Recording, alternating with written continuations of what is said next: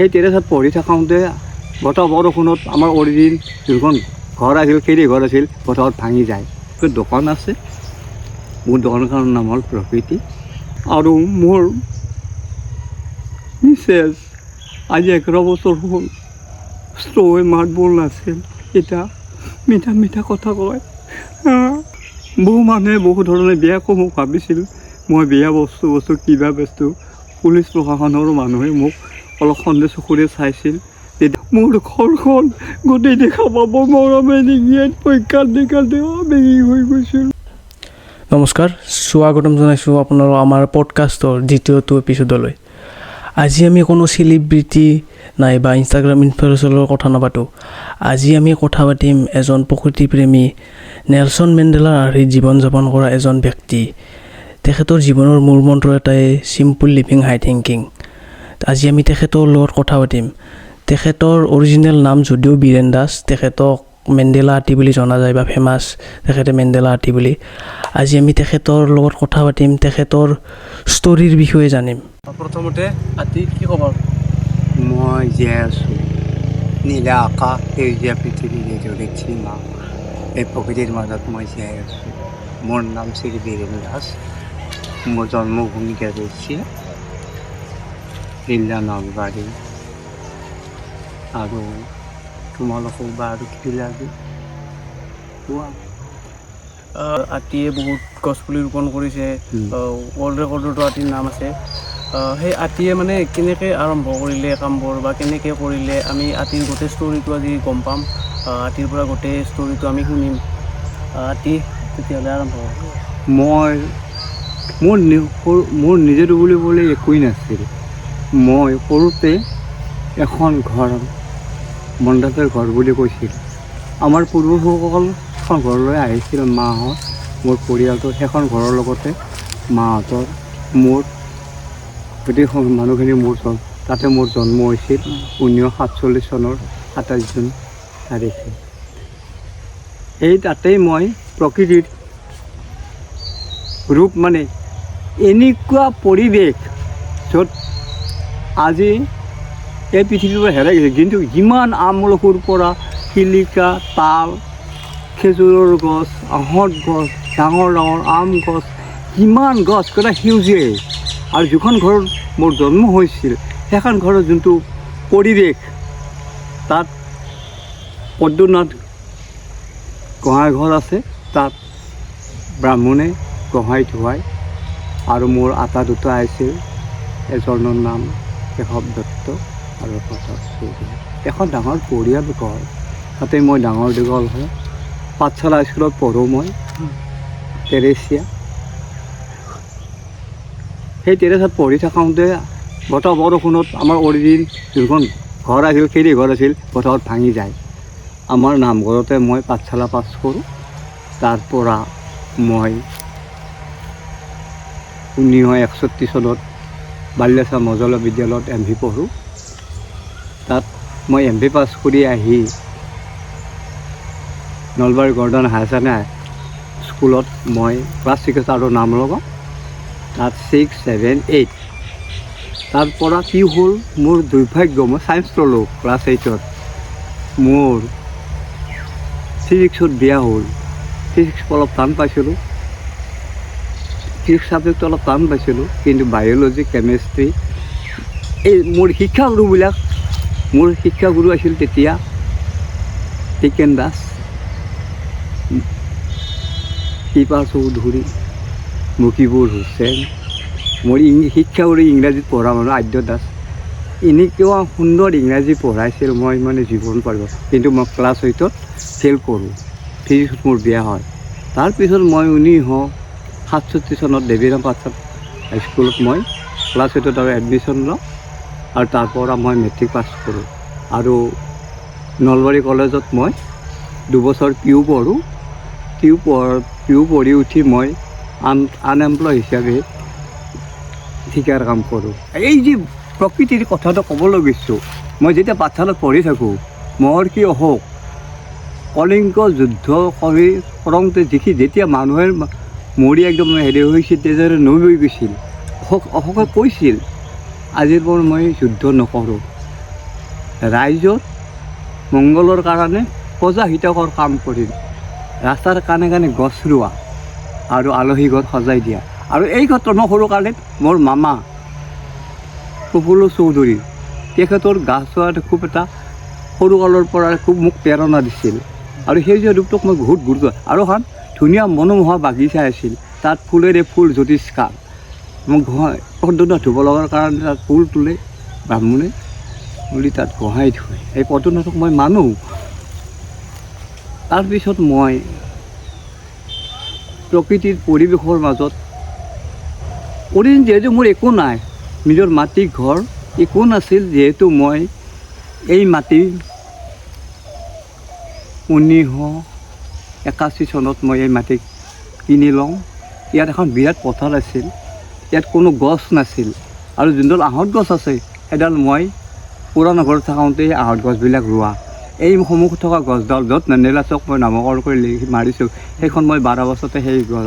এতিয়া মোৰ আহঁত গছেই গছ, এই গোহাঁই ঘৰৰ কান্দাত আহঁত গছ এডাল ইডাল, এই মাছ পথাৰত এনেকৈ যে অৰিজিন মানে আহঁত গছৰ প্ৰতি মোৰ এটা শ্ৰদ্ধা আছে। আৰু আহঁত গছক মই কৃষ্ণ বুলি মানো আৰু প্ৰকৃতি বুলি মই পূজা কৰোঁ। আৰু এই প্ৰকৃতি পূজাটো মই ইয়াত বৰ্তমান মেণ্ডেলা চকত 1 মে দিনা শ্ৰমিক হিচাপে মই শ্ৰমিকৰ মানুহ আছিলোঁ, গতিকে শ্ৰমিকৰ মংগলৰ হকে মই এতিয়া ভৰ্তি উৎসৱ পাতোঁ। ইয়াত মই গছডালৰ ঘৰত মই হোমো কৰিছোঁ 3 বাৰ। ভগৱান যদি দিয়ে অহাবাৰ আকৌ গছ আৰু হোম পুৰিম বুলি কল্পনা কৰিছোঁ। এই গছবিলাক দেখিছে এই ৰাস্তাৰ কাণে কাণে। আৰু গছ কি গছ মই মানে মানুহক বিলাই দিছোঁ। এই আহঁত গছ এতিয়াও মই পুলি কৰি থাকোঁ, মানুহক বিলাই দিওঁ মোৰ। আৰু মই কি কৰোঁ, লেচুৰ কলম মই বহু টকা পাইছোঁ। লেচুৰ কলম মানুহক বিলাই দিওঁ, মই ৰুই দিও আহিছোঁ তেওঁলোকৰ ঘৰত। ক'ৰবাত কাৰোবাক ৰুব লাগে মই ৰুই দি আহিছোঁ। আৰু এনেকৈ মই গছৰ গুটিৰ পৰা এই যি দেখিছা এই মোৰ 2 বিঘা মাটিৰ প্লট, বিৰাট পথাৰ আৰু হা। আৰু এই মোৰ দুৰ্ভাগ্য 1984 চনত বানপানী হয়, 2004 হয় আৰু 1984 চনত মোৰ ডাঙৰ বাবাৰ জন্ম হয়। মই তেতিয়া ঠিকা কৰি আহিছিলোঁ জানা। ইঞ্জিনিয়াৰে মোৰ বেছি টকাৰ কাম এটা নাছিল, প্ৰায় 1900 টকাৰ এটা কাম আছিল, কেঞ্চেল কৰি বেলেগক দিছিল।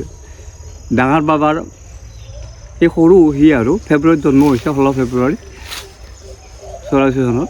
সি পেচাব কৰা নাছিল। মই ছাৰক SDO ছাৰক কৈছিলোঁ, ধমধামা ছাব ডিভিজন আছিল, তাতে মই SDOক কৈছিলোঁ যে ছাৰ মই কেইদিনমান পিছত মই কামটো কৰি দিম। তাৰপিছত মোৰ সেই কামটো কেঞ্চেল কৰি এজনক দিলে।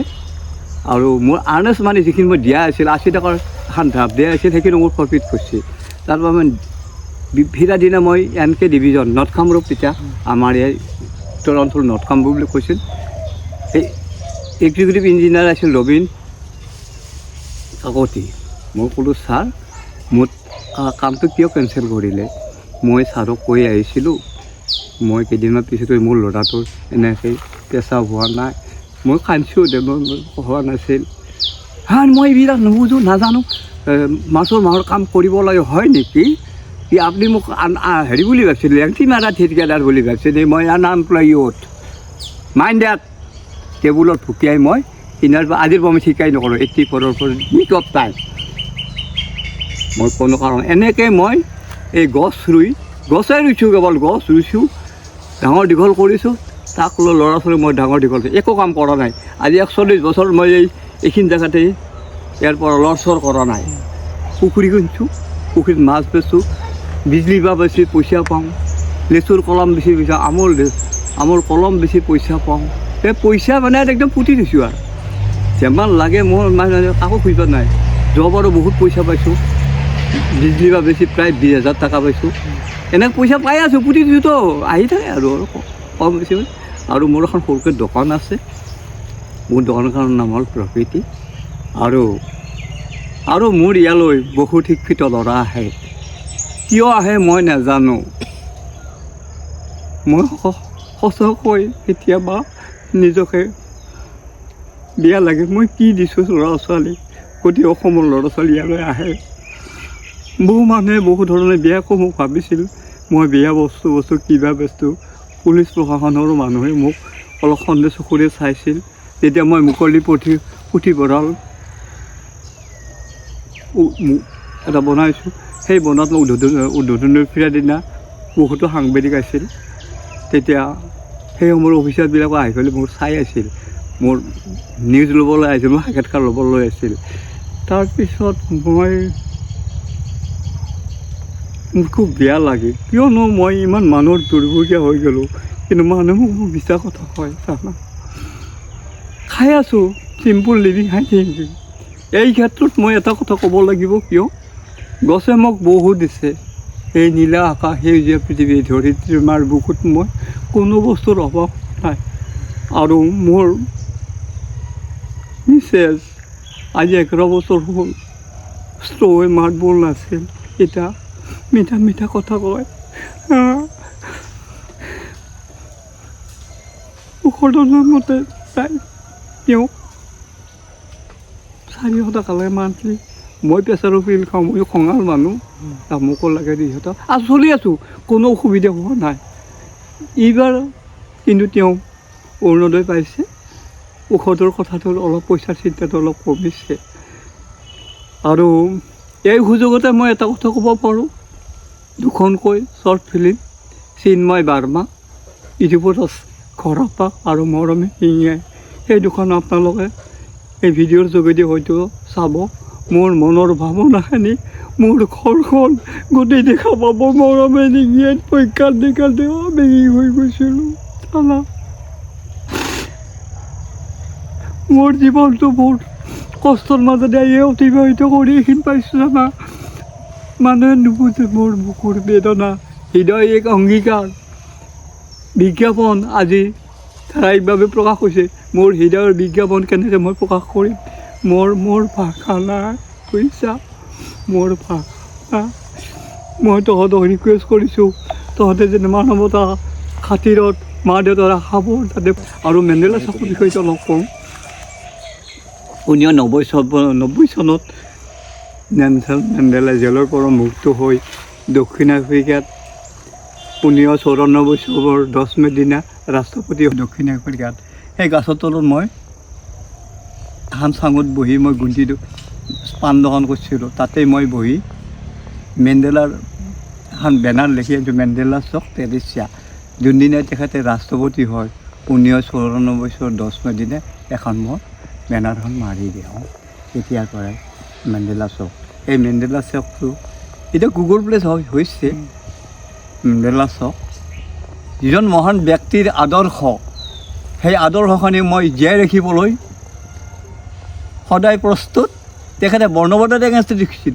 মোক কিছুমান মানুহে অলপমান বেয়া চকুৰে বেয়া হেৰিৰে জাতিবাদৰে উচ্চ নিচৰ ভেদাভেদ মানুহৰ মাজতো কৰিছিলোঁ। উচ্চ জাতি, নিম্ন জাতি, সৰু জাতি, ডাঙৰ জাতি, এই কথাবিলাক মোৰ সৰুকালৰ পৰা মই শুনিছিলোঁ। সেই কথাটো মোক মেণ্ডেলাৰ আদৰ্শখিনি যিটো বৰ্ণবাদৰ বিষয়ে কৈছিল, ব্লেক এণ্ড হোৱাইট, সেই আদৰ্শখিনি মোৰ অলপ চুইছে। কিন্তু মানুহে আমি ভগৱানৰ সন্তান, কোনো জাতি নাই, কোনো ধৰ্ম নাই, আমি এক মানুহৰে আমি মানুহক মহানতাৰে আমি মানুহক গ্ৰহণ কৰিব লাগে। কিন্তু আজিৰ যুগটো হ'ল বহু পৰিৱৰ্তনৰ যুগ, ক্ৰমবিকাশনৰ যুগ। পৰিৱৰ্তন হ'ব, কিন্তু মানুহৰ যিটো নৈতিকতা, সেই নৈতিকতাক আমি জীয়াই ৰাখিব লাগিব। গছ থাকিলে মানুহ থাকিব। সেইকাৰণে মই সেউজীয়া ৰূপতে মই আছোঁ। মানুহে কয় এই গছবিলাকে ছায়া হৈছে, অমুক হৈছে, নহ'ব। মই সেউজীয়া ৰূপতে মোৰ জীৱন যাতে শেষ কৰিম, তাৰ বাহিৰে মোৰ একো নাই। আৰু প্ৰকৃতিয়ে মোক বচাই ৰাখিছে নিক অফ টাইম। আৰু মই এই ৱৰ্ডটোৱে ব্যৱহাৰ কৰোঁ, চিম্পুল লিভিং হাই থিংকিং। মোৰ এইটো কথা সৰলভাৱে মই জীয়াই থাকিব বিচাৰোঁ। মই লাক্সাৰী নিবিচাৰোঁ। মোৰ লাক্সাৰী মোৰ জীৱনৰ সপোন নহয়। আজি 11 বছৰ হ'ল মই বাহিৰত কোনো খানা নাখাওঁ।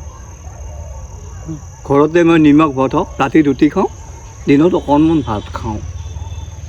এই মোৰ জীৱন। আমাৰ এওঁ ৰুটি খায়, ময়ো ৰুটি খাওঁ। আৰু মোৰ এতিয়া বৰ্তমানো এওঁ মোৰ কেঁচুৱাই মিঠা মিঠা কথা কয়, নলবাৰীক নাজানে কি, গালিও পাৰে, এই সকিয়াই থাকে, ঐ যাক না যাক না যাক না। তাৰমানে এতিয়াও মোক মানে সৰু ছোৱালীৰ নিচিনা, আজি সেই নাহে লৈ আহিব, সৰু ছোৱালীৰ নিচিনা কয় জানা। এতিয়া মোৰ নীলা দাস এতিয়া মোৰ কেঁচুৱাৰ নিচিনা হৈছে। তেওঁৰ অবিহনে মই জীয়াই থকাটো কঠিন হ'ব কিজানি, মই বুজি নাম তেওঁক লৈ মই জীয়াই আছোঁ এতিয়া মাত্ৰ। কেতিয়াবা মৰিবৰ মন যায়, কিন্তু তেওঁৰ যিটো মৰমৰ ভাৱনা মই ত্যাগ কৰি যাব পৰা নাই। যদি কেতিয়াবা মোৰ জন্তুটো দিব হয়, মই ক'ব লাগিব জন্তুটো, মোক কেইদিনমান এৰি দিয়া, মই এই পৃথিৱীত থাকি যাওঁ। এই ক'লোঁ তোমালোকক বাচা, তহঁতে যি ভাল দেখা কৰিবি, যাতে তহঁতে আটাই মা দেউতাৰ যাতে সপোনবোৰ পূৰা হয় সদায় মনত ৰাখিম। আমি নিবলৈ একো নাই, মাত্ৰ আমি ইয়াতে সময়বাৰীত এটা খোজটেপ থৈ যোৱাৰ কাৰণে কামনা কৰিছোঁ, তাতকৈ কিবা একো নাই, বুজিছা। আমি আতিৰ ষ্টৰিটো আমি শুনিলোঁ, আমি গম পালোঁ আতিৰ যিবিলাক ডকুমেণ্টৰী বা কিবাকিবি আতিৰ বনাইছে বা আতিৰ ওপৰতো বনাইছে। আতিৰ সেই দোকানখনত তাৰ ফটো থোৱা আছে আৰু তাৰ কিবাকিবি আছে। আমি সেই দোকানখনলৈকে যাম আৰু এইখনে আতিৰ দোকান। ইয়াতে চাব পাৰে আতিৰ ডকুমেণ্টৰী আৰু কিবাকিবি আছে। মীনাক তুমি এবাৰ দেখাই দিয়া। আছে